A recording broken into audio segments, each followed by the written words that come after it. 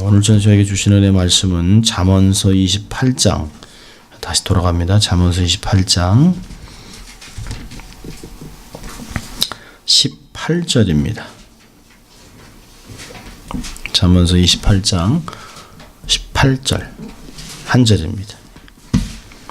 우리 찾으셨으면 한 목소리로 같이 합독하면 좋겠네요. 잠언서 28장 18절 같이 읽습니다. 성실히 행하는 자는 구원을 얻을 것이나 사곡히 행하는 자는 곧 넘어지리라. 아멘. 저희 계속 마음의 덫, 마음의 함정 이런 걸 보고 있는데요. 저는 이제 함정에 대한 것들이 많이 나와 있습니다. 오늘은 사곡히 행하는 자, 사실 이거는 풀어보면 불성실함입니다. 불성실함. 우리의 마음 안에 있는 어느 한 부분의 불성실함입니다.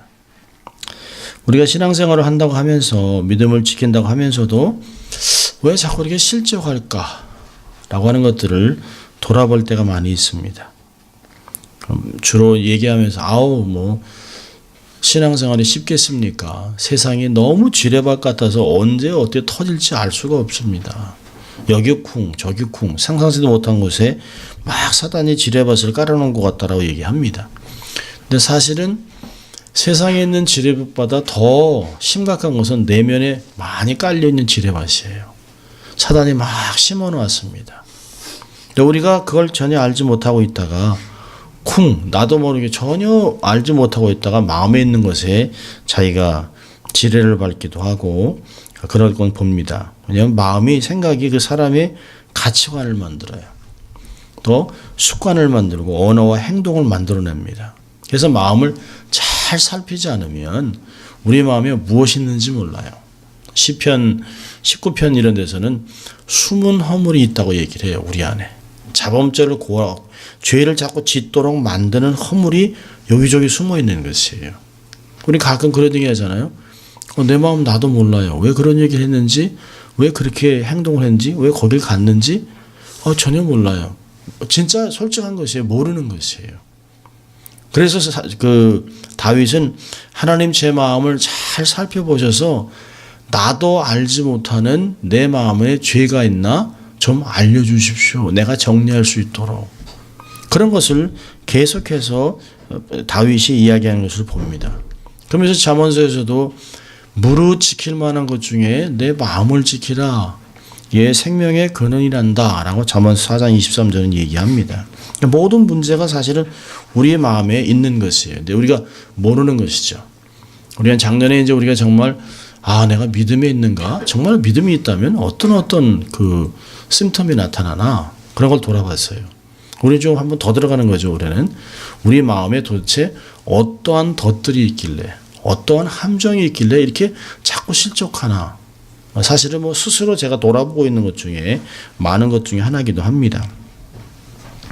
마음에 숨어있는 함정을 분별하지 못하고 넘어진 것의 결과는 우리는 너무 많습니다. 사실은 어떤 때는 참혹합니다. 어떤 때는 수치스럽습니다. 어떻게 내가 목사가, 어떻게 집사가, 장로가, 선교사가, 어떻게 이런 것에 라고 하는 것들을 봅니다. 사실 남 얘기할 건 없는 거예요.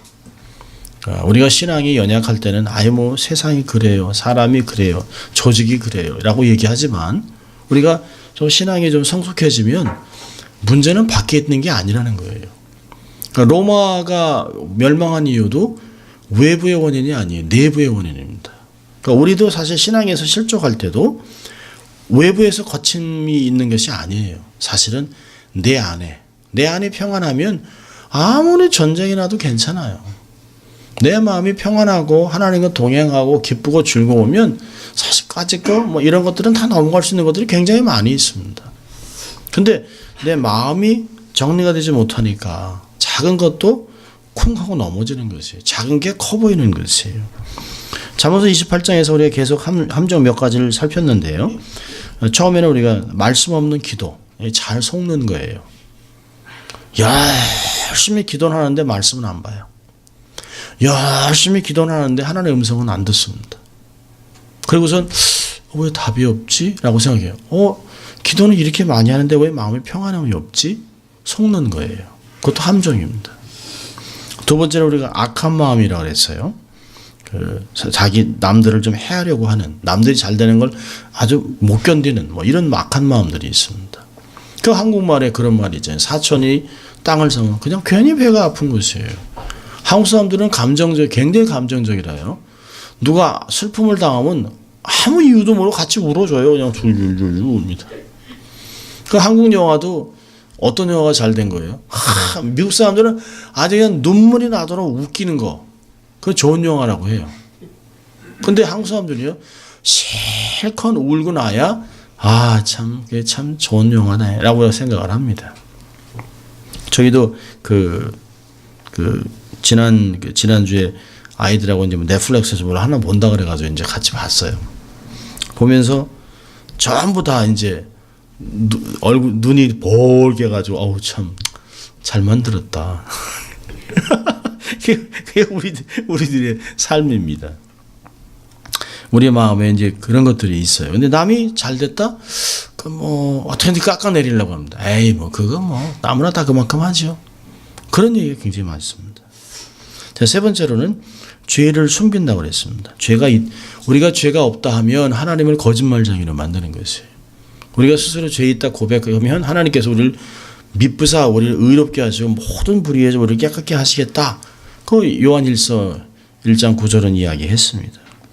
죄를 숨겨서 좋은 것은 하나도 없어요. 아니, 병을 숨기는 사람은 참 그렇잖아요. 병을 알리라고 그랬잖아요. 아파요. 여기 그러다 보면 내가 알지도 못하는 의사를 만나기도 하고 좋은 약도 구할 수 있어요. 죄는 하나님께 자꾸 드러내야 돼요. 햇빛 가운데 나와야 됩니다.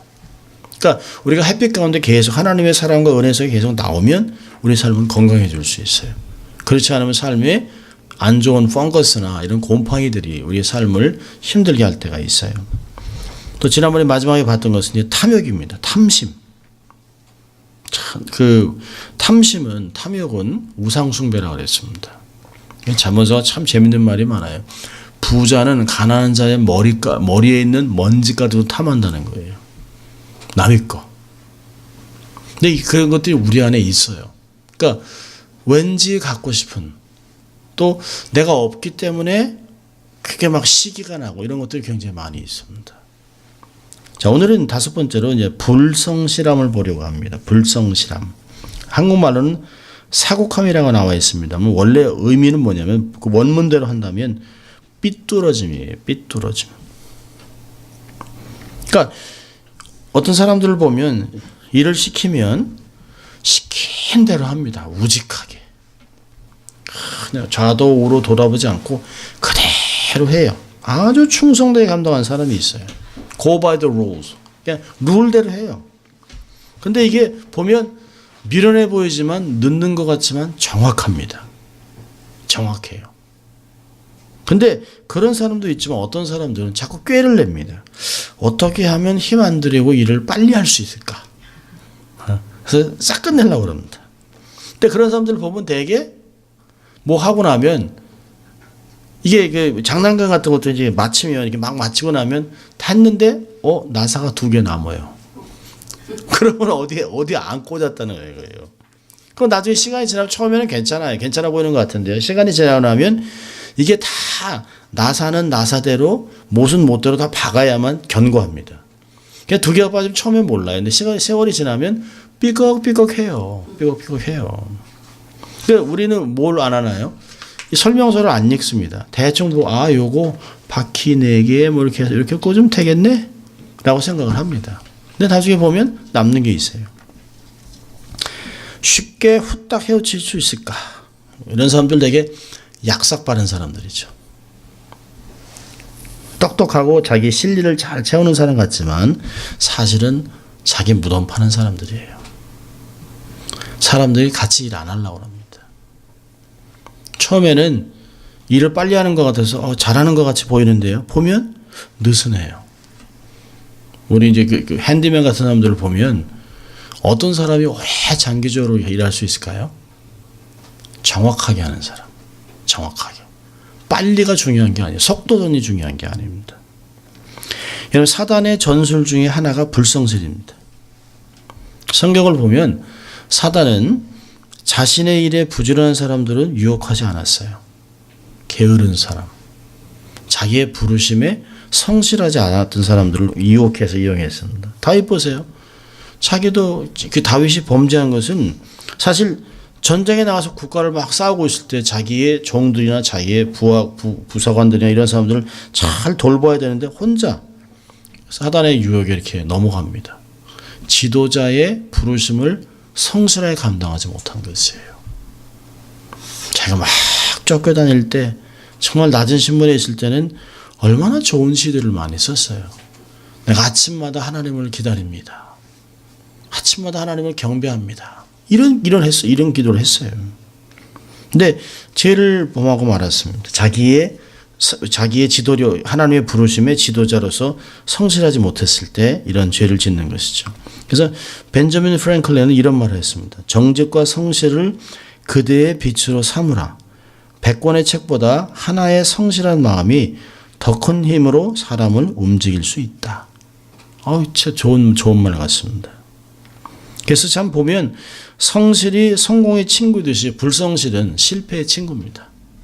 불성실하면 지금은 모르지만 이게 미끄러져 내려가는 것이 그러다 쾅 넘어질 때가 있습니다. 여러분 비록 성공했다 하더라도 불성실한 사람은 그 성공이 오래가지 못해요. 근데 성실한 사람은요. 실패했는데 그것이 오히려 그에게 유익이 되고 그걸 통해서 배우고 다시 재기하는 기회들이 생기는 것을 보게 되면 재도전의 시작이 돼요. 그래서 그 실패가 성공의 어떤 주춧돌로 세워지는 것을 보기도 합니다. 시편 기자는 하나님을 경외하는 자의 삶의 지표로 이렇게 얘기합니다. 성실로 식물을 삼으라. 시편 37편 3편에 합니다. 성실로 식물을 삼으라. 바울은 골로새 교회에서 보내는 편지에게 노동자의 윤리를 이렇게 가르칩니다. 눈 가리기만 하지 말고 오직 주를 두려워하여 성실한 마음으로 하라. 참 대단한 말이죠. 골로새 3장을 보면. 여러분 저희 어릴 때 이거 시골에 보면 이제 할머니하고 이제 작은아버지 농아이신 이제 작은아버지가 계세요. 농사를 많이 지세요. 말을 못하고 못 들으시니까. 그냥 미련하게 농사를 져요. 근데 농기구가 많습니다. 이렇게 막 낫도 있고 있는데 보면 자주 쓰는 것은 녹이 안 슬어요. 근데 아무리 잘 갈아놔도 가만히 두면 그냥 녹이 쓴다는 것이에요. 그래서 우리가 작은아버지 그때는 이제 삼촌이니까 말을 못 하시니까 이거 왜 자꾸 하냐고 하지 마시라고. 자꾸 땀 많이 나니까 하지 말라고. 근데 설명을 해요. 이거 안 하면 못 쓴다는 거예요. 계속 이걸 해놔야 땀은 나지만 좋은 거라는 거예요. 안 해놓으면 못 쓴대요. 진짜 그랬어요. 진짜로. 사탄 마귀는 불성실한 사람에는 여러 가지 유혹을 하지만 성실한 사람에는 유혹의 틈을 찾을 길이 없어요. 왜냐하면 시편 31편 23절에 여호와께서 성실한 자를 보호하시고 또 잠언서 11장 3절에서는 성실은 자기를 인도한다고 합니다. 그러니까 성실이 우리 앞에 앞잡이로 가는 것이에요. 이렇게 길을 인도하는 것이에요. 성실한 것이 결국은 이기는 것입니다. 성공한 사람의 특징은 결국은 성실함으로 이기는 것이에요. 어떤 사람은 갑자기 뻥 해가지고 대박 날 때도 있지만 그건 아주 극히 일부분이죠. 정말 모든 사람의 특징은 다 성실했습니다. 진짜 잠 못 자고 피곤하고 그런 가운데서 최선을 다했던 사람들, 열심히 노력하고 열심히 뛰었던 사람들이 결국은 성공하는 것을 볼 수 있어요. 자, 불성실한 자들의 특징은 뭘까요? 몇 가지 이렇게 쭉 한번 생각을 해봤는데요. 첫째로는 꾀가 많습니다. 꾀가. 불성실한 사람은 꾀가 많아요. 똑똑해요. 근데 지혜가 없습니다. 인내함이 없어요. 일은 많이 하지 않고 늘 쉽게 빠르게 결과를 얻으려는 경향이 있습니다. 그래서 shortcut, cut corners, 싹 지름길로만 다니려고 그럽니다. 지름길로만.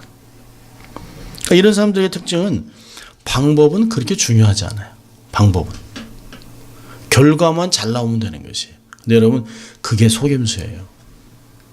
정말 중요한 거는 방법이 중요한 것이에요. 방법이. 결과는 하나님이 결정하는 것이에요. 결과는 하나님께 맡기는 것이에요. 참 이런 사람들이 하는 얘기가 늘 뭐로만 가도 서울만 가면 되죠. 꽁 잡는 게 맨데요. 아니요, 그렇지 않습니다. 성경은 그렇게 얘기하지 않습니다. 하나님은 정확하게 길은 한 가지를 얘기하셨어요. 나는 길이요 진리요 생명이니 나로 맘지 않고는 아버지께로 올 자가 없다. 요한복음 14장 6절은 정확하게 얘기했어요. 다른 길이 없어요. 이런 사람들이 종교인들 되면 종교 통합을 하고 다 천국이 있으니까 그런 얘기를 하는 거예요. 어디 가도 천국만 가면 되지 않냐. 부처를 믿든 알라를 믿든 되는 거죠. 그렇지 않아요. 그리고 절대 그렇지 않습니다. 결과는 하나님이 결정하는 것이에요. 절대로 결과가 방법을 정당화할 수 없어요. 아니 우리가 교회 하나님께 헌금을 좀 많이 드려야지. 그래서 사기쳐서 돈을 가져와요? 그건 절대 안 되는 거죠. 하나님은 그런 걸 기뻐하지 않죠. 방법이 정당하면 결과는 괜찮아요. 결과는 괜찮습니다. 그래서 너무 꾀가 많으면 안 돼요. 너무 똑똑하려 하지 마세요. 오히려 지혜롭게 사세요. 지혜롭게. 자, 두 번째는요. 불성실한 자들의 특징은 자기중심이에요. 자기중심. 그러니까 모든 것을 자기 기준으로 결정하려 합니다. 아니 이게 설명서가 있잖아요. 또 말씀이 있잖아요. 이렇게 하라는 게 있잖아요. 다 법이 있어요. 어디든지 다 법이 있습니다. 근데 괜찮다는 거예요. 여러분 운전하다 보면 어떤 때는 스탑 사인이 왜 이렇게 많지? 그럴 때가 있어요. 근데 스탑 사인은 가장 위험한 곳에 있어요. 가장 위험한 곳에. 어떤 사람이 그런 생각을 했답니다. 아니 학교 앞에서 그렇게 15마일로 그렇게 천천히 달릴 필요가 있나? 어린아이들은요 15마일에 땅 부닥치면 죽어요. 어른도 중상을 입는데 꼬마애들은요 10마일에서 좀 넘어가면 그냥 부딪히면 그냥 즉사입니다. 즉사. 그러니까 그걸 계산을 다 해놓은 거예요. 다 해놓은 거예요. 내가 아무리 그럴듯한 것 같고 그래 보이는 것 같아도 내 기준은요 계속 변하는 거예요. 내 기준은 계속 변합니다. 회사나 교회에서도 기준이 그렇게 별로 중요하지 않다고 생각해요. 항상 노하우. 내가 갖고 있는 노하우. 여러분 우리가 갖고 있는 노하우가 얼마나 오죽하겠습니까? 오죽하겠어요. 여러분 우리의 노하우를 얘기해보세요. 애들이 웃지요. 지금 그런 거 아무것도 아닌데 정도를 무시해요. 그럼 절대로 불변하는 룰을 지켜야만 하는 것이에요.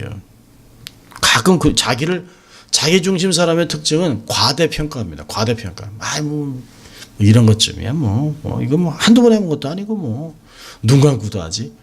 진짜 속으로 그런 말을 왜 했을까? 어떻게 눈 감고 할까? 그런 생각을 해요. 어떻게 눈 감고 했을까?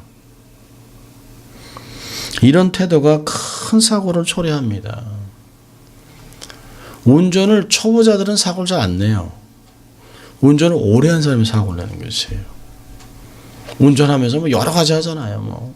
전화도 보고, 이렇게 요만한 스크린으로 드라마도 보고, 머리도 이빨도 닦고, 사실 우리가 간단한 샌드위치 같은 거 먹는데요. 그거 먹는 게 보통 사고의 6배 정도 위험하다는 거예요. 간단하게 먹는 것 자체가요. 내가 전화가 위험하겠어요? 아니요. 이 전화를 이렇게 살짝 보고 가는 뒤에서 보면 차가 이렇게 휘떡휘떡합니다. 휘떡휘떡. 그러면 빨리 피해야 돼요. 저 사람 피해야 된다. 술 먹은 거랑 거의 비슷하다는 거예요. 술 먹은 거. 정말 무섭습니다. 불성실한 사람의 특징이 그런 거예요. 자기중심, 과대평가, 비교하고 이러면 비교하는 것이에요. 내가 저 사람보다 얼마 잘하는데, 내가 얼마나 더 많이 배웠는데. 그건 중요하지 않아요. 부자든 가난하든 법 앞에서는 평등합니다. 부자든 가난하든 세상 법 앞에서는 평등한 거예요. 똑같아요. 스탑이면 서야 돼요. 어쩔 수 없어요. 아무리 좋은 차를 몰아도 차를 몰면서 이거 하면 안 돼요. 세 번째로는요. 불성실한 자에 대한 특징은 뭐냐면 배우려 하지 않습니다. 안 배워요. 고집스럽게 자기 경험을 의지합니다. 자기 육감, 판단, 감이 왔다는 거잖아요. 필이 꽂혔다. 그래가지고 올인을 해요. 안 되는 거예요. 조금만 물어보면 참 금방 쉽게 풀리는 건데요. 그걸 안 물어봐요. 자존심 때문에 안 배워요. 끙끙 앓다가 자기한테 일을 맡긴 상사를 욕합니다. 그리고 조직에 대해서 불평하고 사회에 아주 불공평하다고 소리칩니다. 여러분, life is unfair. 아니, 언제 life가 fair 했어요? 원래 unfair한 거예요. 원래 unfair한 거예요. 조금만 배우려면 됩니다. 배우는 것은 아주 중요합니다. 여러분, 배우려는 것은 겸손하지 않으면 안 돼요. 결국은 불성실자의 특징이 교만함이 있는 거예요. 교만함이. 안 배워요. 절대 배우지 않습니다. 이런 배움이 멈추면 죽는 거예요. 끊임없이 배워야 합니다. 끊임없이. 얼마나 세상에 배울 게 많은지 몰라요. 아이들한테도 들으면 배울 게 얼마나 많은지 몰라요. 날마다 새로운 게 나오는데요. 날마다. 자, 마지막으로 네 번째는요. 무책임합니다. 불성실한 자의 특징은 무책임해요. 그냥 자기 방법으로 일을 하다가 싫으면 그냥 나가요. 아주 무책임해요. 약속 지키지 않습니다. 한국에서는 그런 사람이 너무 많다는 거예요. 알바를 하겠다고 해서 일을 시켰는데 이틀 하고 갑자기 잠수 타요. 안 나타나요. 그리고 있다가 한 일주일 있다가 이틀 일한 거 돈 받으러 옵니다. 그 얼마나 더 웃기냐면 밤에 일하다가 자기 개인 일이 생겼다고 그래가지고 문 닫고 그냥 집에 간 거예요. 그래가지고 그 주인이 아침에 자꾸 사람들이 왜 밤에 문을 닫았냐고 해서 전혀 몰랐다는 거예요. 그때 보니까 매상도 안 오르고 그냥 딱 끊쳐 있는 거예요. 이렇게 몇 시에 그냥 딱. 그리고 더 황당한 사람은 그 얼마 전에 방송에서 뉴스에서 나왔는데 한 2시간 일하다 주인이 들어갔어요. 한 2시간 일하다가 자기 급한 일이 있다고 그 앞에다 주인한테 전화하라고 그러고서 제가 문 닫고 가버렸어요. 얼마나 무책임해요. 얼마나 무책임해요. 그리고 2시간 한 거 돈 받을, 아니 2시간 그 일한 거 받으려면 자기가 몇 시간 해서 손해난 건 갚아야죠. 참 그런 일이 얼마나 많은지 몰라요. 이 건축 회사에 다니던 사람이 퇴직을 얼마 앞두고 사장으로부터 이런 그 요청이 왔습니다. 마지막으로 집 하나 주고 그 일을 그만두라고. 그래서 이제 뭐 얼마 안 해서 회사도 그만두고 일도 그만두게 되니까 이 사람이 그냥 일을 대충 했어요.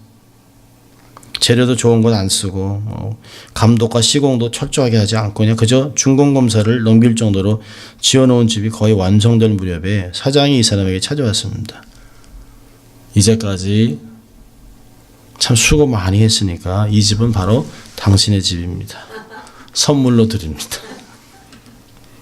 노래진 거죠 그냥. 그래서 이게 자업자득이라는 거예요. 자업자득.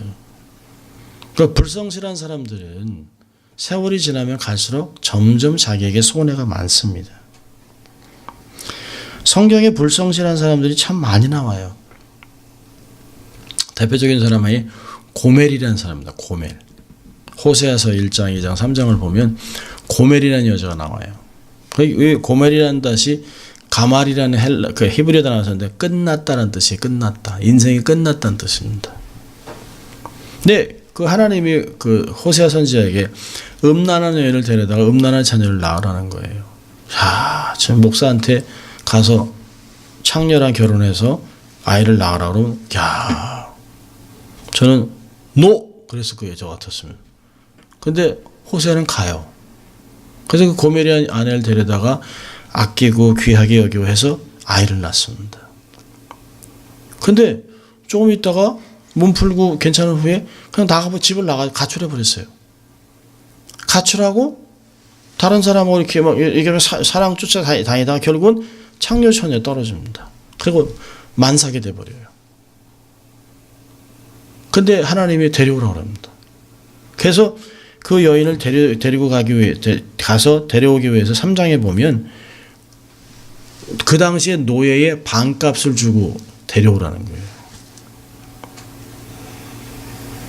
그래서 이제 잘 하라고 이제 조신하게 살으라고 하고 한 후에 남의 아이를 낳은 거죠. 누구 아이인지도 모르고. 그거 좀 있다가 또 나간 거예요.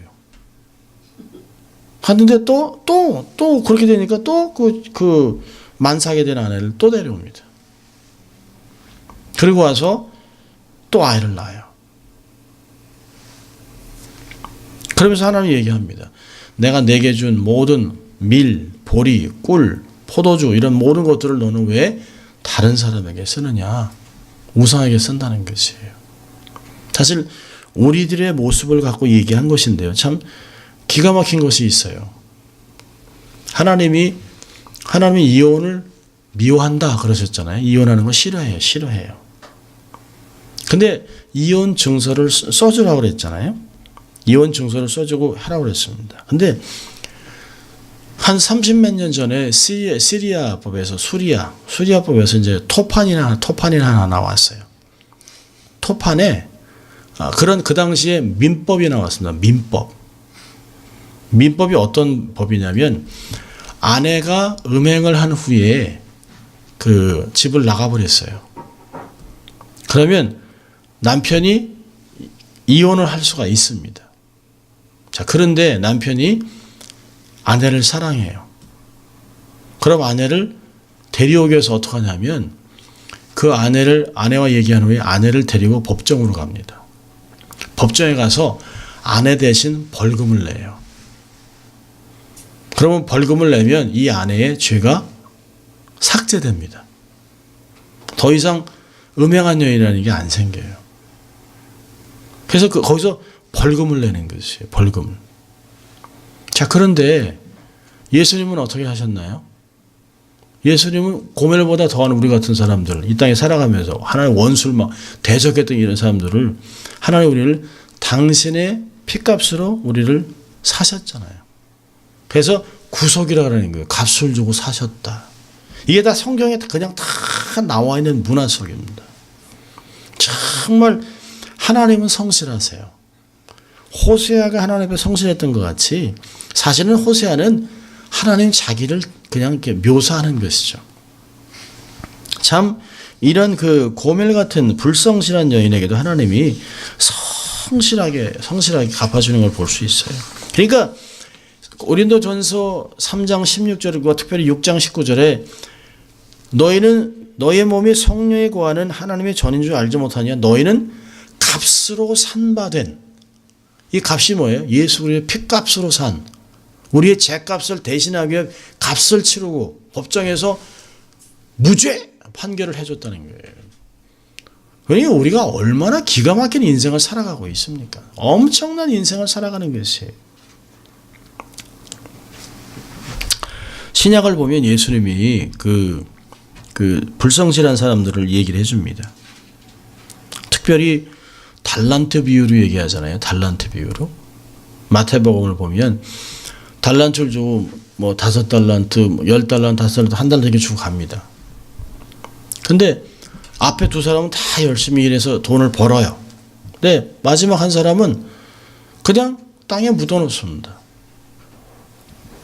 근데 이 불성실한 사람의 특징이 뭐예요? 자기에게 일을 맡긴 주인을 오해하잖아요. 당신은 완고한 분이라 심지 않은 곳에서 거두는 분이라 라고 얘기를 합니다. 근데 하나님이 이 사람을 뭐라고 부르냐면 악하고 게으른 종이라고 얘기합니다. 이 불성실함의 대표적인 모습이에요. 악하고 게으름.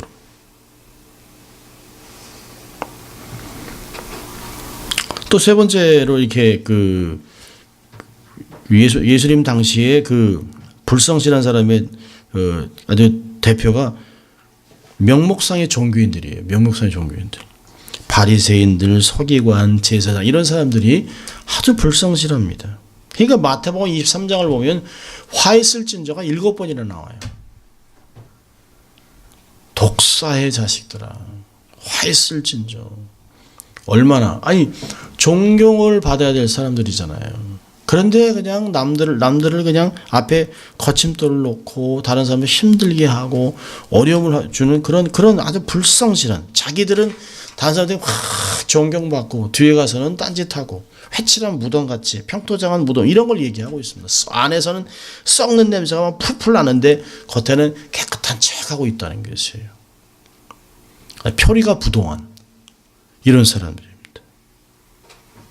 오죽하면 예수님이 이들에게 독사의 새끼들아 그랬겠습니까? 그냥 기본적으로 똑같이 물을 먹는데 똑같은 물과 똑같은 음식을 먹어도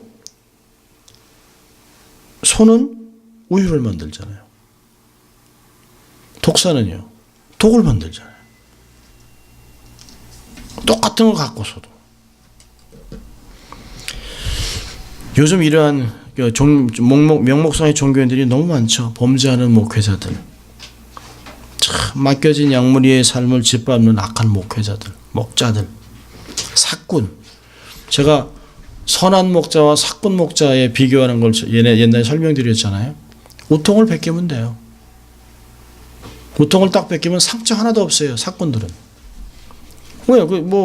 곰이나 늑대가 어린 양을 물어가면 그냥 집어가게 하면 돼요. 내가 죽지 않기 위해서 곰이 왔는데요. 사자가 와서 새끼 양을 집어갔는데요. 그럼 괜찮은 거예요. 근데 선한 목사는 그것도 안 뺏기기 위해서 가서 움켜가지고 나오는 거예요. 그러다 보니까 물리기도 하고 찢기기도 하고 해서 온몸이 상처투성이에요. 사도 바울이 갈라디아서 6장 17절에 이렇게 합니다. 내 몸에 그리스도의 흔적이 있다. 그건 뭘 얘기할까요? 고린도후서 12장에서 얘기하는 것 같이 40대 산대변 태장을 3번 맞고 배가 파손하고 굶고 줄이고 맞고 이런 걸 다 얘기하는 거예요. 그리스도의 고난을 우리의 몸에 다 짊어지자고 얘기를 하잖아요. 근데 우리는 고난 없는 신앙생활을 원하는 거죠. 고난 없는 영광, 고난 없는 축복, 상처 없는 영광 이런 걸 얘기하는 것이 어떻게 상처가 없는 영광이 어디 있겠어요. 여러분 세상은 약육강식입니다. 기준이 없는 정치인들. 요즘 미투 때문에 그냥 덜덜덜덜 떨죠. 요즘 막 정치인들이 그냥 한 방에 가잖아요. 한 방에. 근데 교회에서는 그러면 안 되잖아요. 세상에서 모르는 사람 그러는 건 그건 모르는 불신자들이고 지옥 갈 인생들이니까. 근데 하나님을 두려워하는 것을 배운 사람들이 그래서는 안 된다는 거죠. 이게 처음엔 다 감춰지는 것 같지만 때가 되면 언젠가는 다 이게 다 드러나는 거예요. 얼마나 무서운지 몰라요. 자, 그렇다면 어떻게 우리는 불성실을 극복할 수 있을까요? 여러분 초대교회는 그리스도인들을 부를 때 성실한 사람이라고 불렀어요. 에베소 1장 1절 보면 바울은 편지 대상자들을 에베소에 있는 성도 곧 그리스도 예수 안에 신실한 자들이라고 불렀습니다. 사실 우리 교회 모든 성도들이 각자 일하는 일터에서 모든 사람들이 집사님, 권사님 이렇게 직분을 부를 줄 몰라도 저는 사실은 참 그분 성실한 분이에요. 이렇게 인정받기를 원해요. 성실한 사람. 늘 기도합니다. 하나님, 우리가 단순하게 살아도 여러분 이삭 보세요. 이삭. 해놓은 게 별로 없어요. 근데 이삭에게는 하나님이 큰 복을 주잖아요. 가끔 그렇게 기도해. 하나님, 이삭과 같은 복을 받을 수 있도록 온 교우들이 이삭과 같은 지극히 평범하게 사는 것 같은데 하나님이 기뻐하시는 삶, 성실하게 삶을 살았던 사람입니다. 여호와를 의뢰하며 선을 행하라. 땅에 거하여 그의 성실로 식물을 삼으라. 아까 얘기한 시편 37편 3절이 그 말씀입니다. 직장생활 하든 사업을 경영하든 개인 일을 하든 누구에게든지 성실로 식물을 삼아야 하는 것이에요. 그럼 사우스베이에 이제 사셨던 재미 사업가 중에서 이제 백영중이라는 분이 있습니다. 그분이 별명이 강철왕이에요. 강철왕. 그분이 쓴 책 제목이 나는 정직과 성실로 미국을 정복했습니다. 원래 영어 제목은 No Money No English예요. 돈도 없고 영어도 못했지만 성실함으로 강철왕이 됐다는 거예요. 대단한 간증이죠. 여러분 본문을 다시 보세요. 본문을 보면 성실히 행하는 자는 구원을 얻을 것이나 사곡히 행하는 자는 곧 넘어지리라. 이 잠언서를 보면 항상 이렇게 비교가 되어 있습니다. 성실함과 불성실함, 그렇죠? 정직함과 거짓 이렇게 나와 있어요. 그러니까 이 사곡함의 반대는 이 삐뚤어짐의 반대는 성실함입니다. 고진, 올고진, 그렇죠? 정직함 이런 것이에요. 성경에서 하나님께 쓰임받은 사람들의 특징은 성실함입니다. 그 중에 대표적인 사람이 요셉이에요. 요셉의 삶. 요셉의 삶 자체는 죄가 없어요. 원망하는 것이 없습니다. 불평함이 없어요. 환경을 탓하지 않습니다. 자기의 재주와 재능을 가지고 어떤 다른 사람들을 힘들게 하지 않았습니다. 늘 성실하게 자기의 맡겨진 일을 감당했던 사람이에요. 정직으로. 어디서든지 성실한 삶이었습니다. 그 대가와 보상이 얼마나 놀라운 축복이었는지 우리는 너무 잘 알고 있어요. 어떤 환경에서라도 성실과 정직이 가장 큰 무기이면 틀림없습니다. 정말 그렇습니다. 목회를 하다 보면 정말 교회가 조금만 더 컸으면 좋겠다 이런 생각들을 늘 하죠. 우리가 젊은 목회자들은 더 합니다. 사실은 야망이 막 있습니다. 나도 정말 대형교회 한번 해보고 싶어 이런 젊은이들이 꿈을 꿔요. 근데 사실은 그런 사람들이 대형교회 하는 게 아니에요. 대형교회를 목양하는 사람들이 처음부터 대형교회를 꿈꿨던 사람은 거의 없어요. 그냥 그저 성실하게 하다 보니까 그렇게 됐습니다. 근데 커졌을 때 초심을 잃어버리는 게 그게 문제라는 것이에요. 그들이 정직하게 명성교회도 처음에 명일동 그 버스 종점 정말 가난한 사람들만 있는, 그래서 버스 차장만이라도 몇 명이라도 왔으면 좋겠다고 생각하고 그렇게 목회를 하나님 앞에 매달려서 했어요. 새벽마다. 이렇게 하면서 새벽교회로 그렇게 커졌잖아요. 지금은 부끄러움의 아주 그냥 대명사입니다. 부끄러움의 대명사. 사탄은 항상 약한 부분도 공격하는데요. 성경을 보면 사탄은 성실한 사람보다는 게으른 사람, 불성실한 사람 이런 부분을 먼저 공격해요. 잠언서 11장 3절에 정직한 자의 성실은 자기를 인도하거니와 사악한 자의 패역은 자기를 망하게 하느니라. 여기는 정직과 사악을 이렇게 비교를 해놨습니다. 그러니까 지혜자는 잠언에서는 인생 성패의 중요한 갈림길이 성실함에 있다라고 얘기하는 것이에요. 자, 어떻게 우리가 삶에 성실함을 회복할 수 있을까요? 첫째로 작은 일에 최선을 다하는 거예요. 작은 일에. 큰 일은 다 열심을 내요. 큰 일은 말하지 않아도 열심을 합니다. 여러분 고린도전서 10장 31절에 뭐라 합니다. 뭘 하든지 먹든지 마시든지 무엇 하든지 다 하나님 영광을 위해 하라는 거예요. 우리가 쉽게 여기는 거, 물 마시는 거, 뭐 생각 없이 마실 수 있어요. 우리 부모님들은 물 한 컵 마실 때도 그냥 벌컥하고 마시지 않으셨어요. 감사하고 기도하고 그렇게 드셨어요. 요즘 그냥 하잖아요. 먹는 거, 입는 거, 작은 거, 아무것도 아니요. 그 작은 것들이 쌓여서 큰 게 되는 거예요. 작은 일을 소중하게 여기는 사람. 작은 일을. 그래서 작은 일에 충성한 사람에게 큰 걸 맡기는 거예요.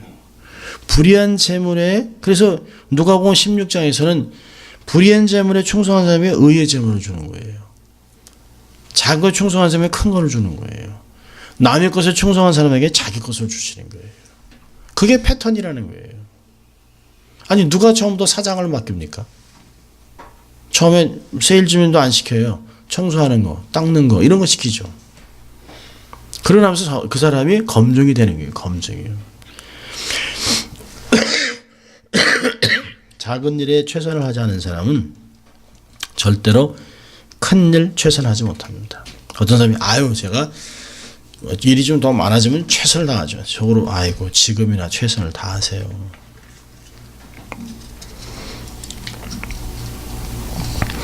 하나님도 작은 것 아무것도 아닌 것 같은 것에 충성할 때 하나님이 내 눈에 큰 것을 맡기는 거예요. 하나님은 큰 거나 작은 거나 똑같아요. 가치가. 하나님 보시기에는. 근데 우리의 보기에는 크고 작은 게 있어요. 자, 두 번째로는요. 과정에 정직하세요. 과정에. 여러분 기억하세요. 지름길은 장인을 만들지 못합니다. 달인이 되려면 남보다 최선을 다하고 노력한 것이에요. 대가를 지불하세요. 조급해하지 마세요. 조급해하지 마세요. 이 과정이라는 게 얼마나 중요합니까? 한국말 중에서 나쁜 말이 뭐냐면 쇳불도 당김에. 아니 그거 아니에요. 그렇게 되는 거 아니에요. 아니 우물가에 가서 숭늉 찾으면 되겠어요? 아니요. 그렇지 않아요. 시간이 걸리는 거예요. 과정이요. 여러분 아이들도 막 말 안 들을 때 아휴 저 그냥 확 컸으면 좋겠다. 안 그래요. 최근에 이제 저희가 그저께 이제 이렇게 저희들이 앉아가지고 사진 가끔 저는 이제 그 아이들이 이렇게 분위기가 괜찮다 하면 옛날 사진첩을 하나 갖고 와요. 그래가지고 이제 어릴 때 뭐 에스더가 뭐 5살이었을 때, 뭐 3살이었을 때, 뭐 이런 것들을 이렇게 보여줍니다. 그럼 지들도 막 낄낄대고 웃어요. 그래서 야, 너희들이 지금 다 큰 것 같아도 요럴 때가 있었어, 요럴 때가. 그래서 요렇게 요 과정을 지나서 여기 있는 거야. 지금도 아이고 너희들 어릴 때 더 잘해줄 걸 하고 이렇게 생각하는 게 엄마 아빠도 이렇게 과정을 지나다 보니까 너무 바쁘게 지냈다. 너희들 키우느라고. 과정이라는 게 있는 거예요. 과정이라는 것이요. 과정에 정직할 필요가 있습니다. 그러니까 과정에 정직하다는 건 뭐예요? 땀을 흘리세요. 땀을. 불평하지 마세요. 또 인내하세요. 인내. 기다리세요. 신앙은 기다림이잖아요. 기다려야 합니다. 여러분 이 보통 작은 뭐 이렇게 꽃 같은 거 심으면 그냥 몇 달이면 꽃이 펴요. 근데 과실은요. 좋은 과실을 맺으려면 7년이 걸린답니다. 7년. 7년이 걸려야 좋은 게 나와요. 그러니까 정말 우리의 삶에 좋은 것을 거두기 원하시는 하나님 앞에 우리가 하나님의 나를 기다리는 것 같이 나도 나를 기다릴 필요가 있습니다. 과정 스킵하려고 하지 마세요. 스킵할 수도 없어요. 사실은. 너무 스킵하려고 하지 마세요. 어떤 사람이 층계가 너무 많다고 집에 이렇게 층계가 너무 많다고 층계를 좀 적게 만든다고 했는데 폭이 너무 넓었어요. 올라가면서 너무 아프고 내려올 때 무릎이 다 막 무너지는 것 같아서 결국에는 다시 이 층계가 요 높이가 요게 다 중요한 것이구나 느꼈다는 거예요. 한 번에 그냥 2개씩. 아니요. 그러다 괜히 무릎만 아파요. 자, 세 번째로는요. 성실함을 회복한다는 뭐냐면 삶으로 익히세요. 삶으로. 머리가 아닌 삶으로. 몸이 익히게 하세요. 여러분 머리로 되는 것은 그리 많지 않아요. 말로 이루어지는 것도 그리 많지 않아요. 어느 한 순간에 몸이 익어지는 것이 그게 익숙해지는 것이에요. 그게 라이프 스타일이 되게 하는 것이에요.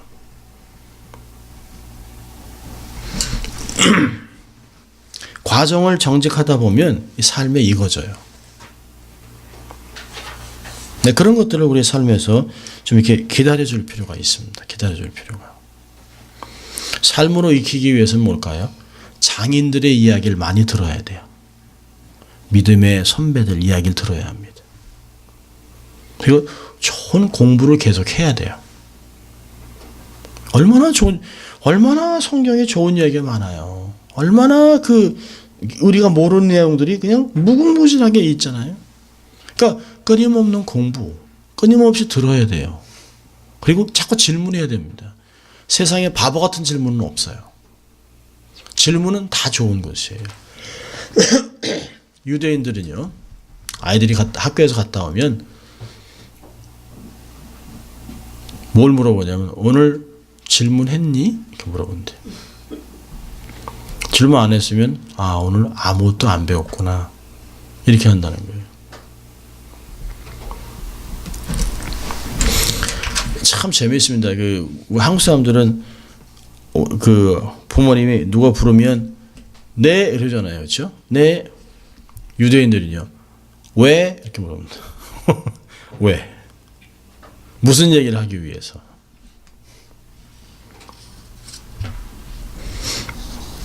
늘 질문할 필요가 있습니다. 정확하게 매듭을 지으면서 지나가세요. 매듭을 지으면서. 모르는 거는 물어보고 확인하고 매듭 짓고 이렇게. 대나무가 올고지 착 서는 이유가 뭘까요? 그게 매듭을 짓기 때문에 있습니다. 그냥 통으로 일자로 쫙 하면 바로 설 수 있을 것 같죠? 아니요. 저도 한번 물어봤습니다. 대나무 그냥 한꺼번에 그냥 확 자라면 되지. 근데 그러면 휘인대요. 그래서 중간에 매듭이 있는 거예요. 이렇게 탁탁탁탁. 그 기간이 우리에게 필요하다는 거예요. 그게. 미국 내 강철 회사 사장인 카네기가 후계자를 지명하기 위해서 누구를 지명해야 될까 하다 쉬브라고 하는 사람을 지명했습니다. 참 탁월한 중역자도 많고 정말 인재도 많은데 초등학교도 제대로 졸업하지 않은 그 사람 후계자로 선택했습니다. 주위에 있는 사람들이 아니 어떻게 하려고 이 큰 회사를 어떻게 저 사람한테 넘기려고 합니까? 왜냐면 그 사람이 청소부로 입사를 했거든요. 청소부로 입사를 했는데 처음에는 화단 청소하다가 그러다가 점점 시간이 난다고 공장 안으로 들어와서 청소하고 여기저기를 계속 청소를 하는 거예요. 그렇다고 돈을 엑스트라 달라는 것도 아니고 그냥 자기가 속해 있는 회사가 자기를 채용을 했기 때문에 깨끗해지는 걸 좋아하니까 계속 쓸고 닦고 했습니다. 그러다가 성실함이 눈에 띄어서 청소부에서 정식 직공으로 사무원으로 마침내는 카네기의 비서로 발탁됐습니다. 어느 날 카네기가 밤늦도록 사무실에 있다가 집에 가려고 하는데 쉬브가 그 자리에서 그냥 가만히 앉아 기다리는 거예요.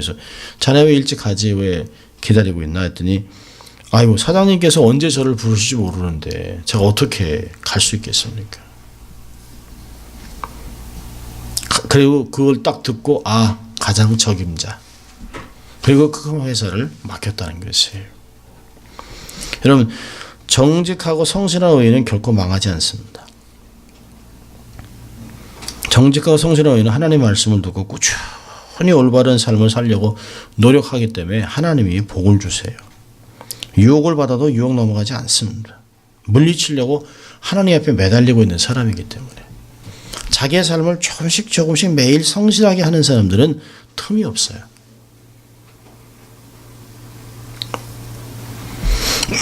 이렇게 정직하고 성실하게 살았던 사람은 인생의 전화위복을 경험하기도 합니다. 역전의 인생을 경험해요. 결국은 합력하여 선을 이룬다고 하는 로마서 8장 28절의 말을 그대로 삶에서 경험하는 것이에요. 나는 그냥 성실하게만 했는데, 나는 그냥 맡겨질 최선을 다했는데, 나는 그냥 조금만 더 하려고 애를 썼는데 하나님 앞에 그게 큰 게 된 것이에요. 성실함으로 우리도 정말 신앙의 승리자가 되는 승리하는 삶을 사시기를 주의 이름으로 축원합니다. 기도하겠습니다. 하나님 아버지 감사합니다. 오늘도 하나님 저희들을 수의 예배로 부르셔서 우리의 삶 안에 있는 불성실함 또 이런 것들을 제거하고 다시 성실함으로 무장해서 성실을 식물로 삼고 성실의 인도함을 받아서 삶에서 정말 시온의 대로가 열리고 하나님의 의로운 손에 붙잡혀 쓰임받는 종들이 다 될 수 있도록 하나님 축복하여 주시옵소서. 그래서 결국에는 이 성실함 때문에 하나님의 큰 축복이 우리의 삶을 흘러가게 하시고 그것이 세상에 흘려보내는 축복의 통로의 삶을 살아가는 저희들 될 수 있도록 축복해 주시옵소서. 감사하고 예수님 이름으로 기도합니다. 아멘.